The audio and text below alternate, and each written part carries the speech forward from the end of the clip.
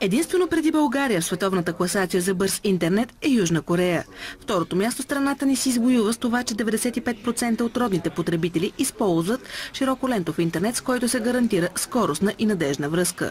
Бързият интернет дава възможност и за създаване на повече работни места и инвестиции от чужбина. Дивидендите ни за страната се състоят в това, че се създава среда за развитие на IT услуги.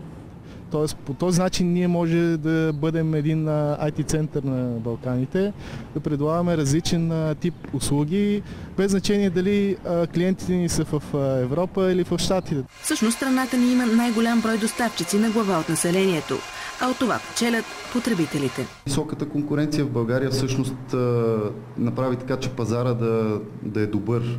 Пазара да е добър от гледна точка на потребителите. Нали? Защото все пак високата конкуренция е проблем за доставчиците на услуги. Не толкова проблем, колкото трудност.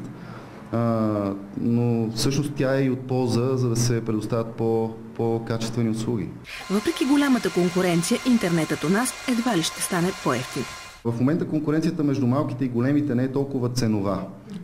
В България стигнахме дъното на цените. Не мисля, че интернета може да бъде по-евтин, отколкото е в момента. От бранша споделят като проблем това, че големите компании изкупуват малките и така стават монополисти.